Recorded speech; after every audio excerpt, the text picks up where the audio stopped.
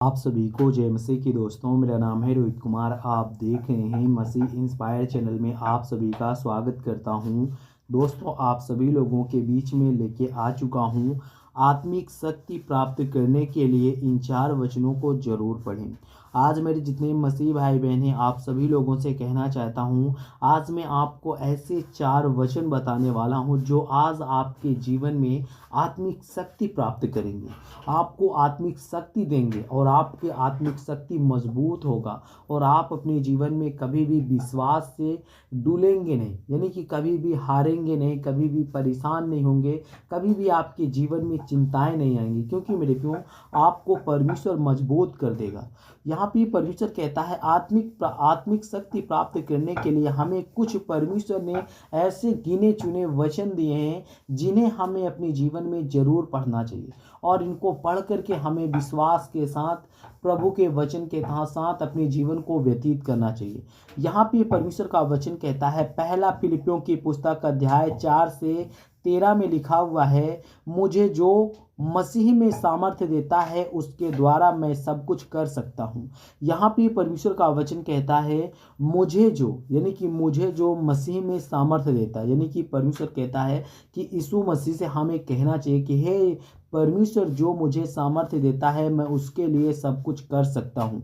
यह वचन हमें इस बात को सिखाता है कि मसीहों के द्वारा हमें अपनी सारी समस्याओं और कठिनाइयों का सामना करते रहना है और हमेशा हमें विश्वास के साथ जीना चाहिए। और परमेश्वर का वचन कहता है जब आप विश्वास के साथ अपने जीवन को जियोगे तो प्रभु आपको बहुत सारी समस्याओं से और बहुत सारी दिक्कतों से छुटकारा दिलाएगा। और यहाँ पे परमेश्वर का वचन कहता है, दूसरे में पढ़ते हैं इब्रानियों की पुस्तक अध्याय 13 से 5 में लिखा हुआ है, यहाँ पे पढ़ते हैं, मैं तुझे ना तो छोड़ूंगा और ना ही त्यागूंगा। यहाँ पे परमेश्वर कहता है कि मैं तुझे ना तो कभी भी छोड़ूंगा और ना ही कभी भी मैं तुझे त्यागूंगा।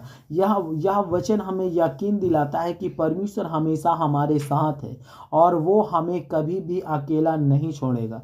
वो हमें कभी भी अनेक प्रकार की समस्याओं से और अनेक प्रकार की दिक्कतों में नहीं पड़ने देगा। वो हमें बहुत सारी समस्याओं से बचाएगा। और यहाँ पे परमेश्वर का वचन कहता है, 3 में पढ़ते हैं, यशायाह की पुस्तक अध्याय 40 से 31 में लिखा हुआ है, परंतु जो यहोवा की बाट जोहता है वो नए बल से भरपूर होंगे और वो उकाबों के समान पंख फैला करके उड़ेंगे और वो दौड़ेंगे और वो थकेंगे नहीं, क्योंकि वो चलेंगे और हारेंगे नहीं।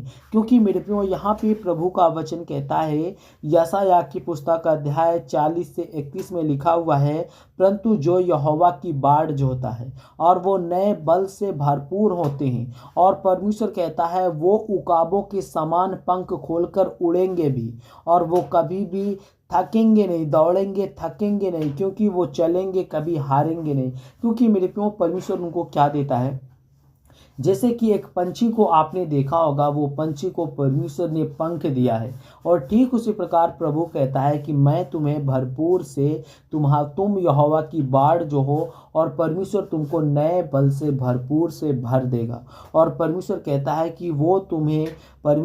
है कि तुम उकाबों के समान पंख फैला करके उड़ोगे और तुम दौड़ोगे लेकिन थकोगे नहीं और तुम चलोगे लेकिन कभी हारोगे नहीं।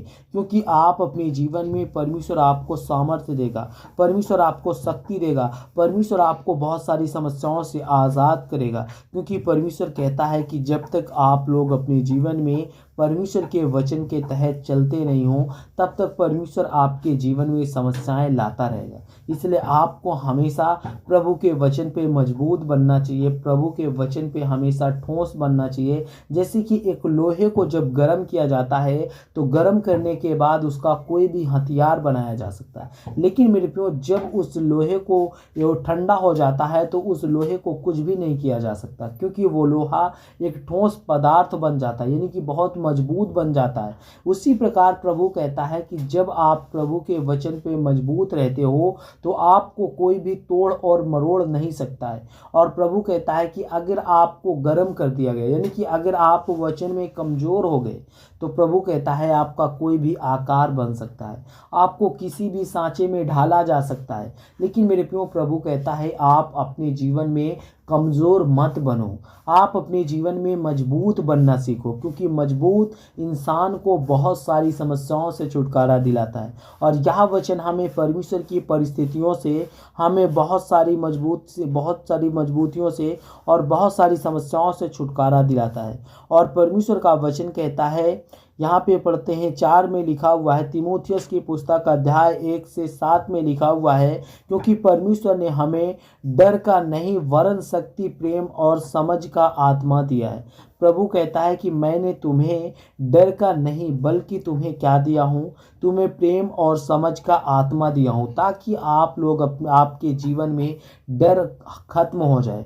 आप अपने जीवन में डरे ना, आपके जीवन में सामर्थ्य मिले और आपके अंदर डर नहीं होना चाहिए, आपके अंदर शक्ति हो, आपके अंदर समझ हो और आपका आत्मा जो है वो पवित्र हो। और यह वचन हमें यह बात को दिलाता है और इस बात को कहता है कि परमेश्वर ने हमें आत्मिक शक्ति दी है, ताकि हम डरे ना और मुसीबत में यानी कि मुक्ति होकर के साहस के बीच अपने जीवन को जी सकें। क्योंकि मेरे प्रियो, जब हमारे जीवन में मुसीबत आती है तो उस समय हम घबरा जाते हैं, डर जाते हैं, यानी कि हमारे जीवन में हताशा आ जाती है। लेकिन प्रभु कहता है आपको ऐसा नहीं करना चाहिए। आपको मजबूत बन करके, अपने आप को ठोस बना करके अपने आप को संभालना है। प्रभु आपको कमजोरियों से दूर कर देगा। जितने मेरे मसीह भाई बहन हैं, आप सभी को जय मसीह की दोस्तों। God bless you all of you. आमीन।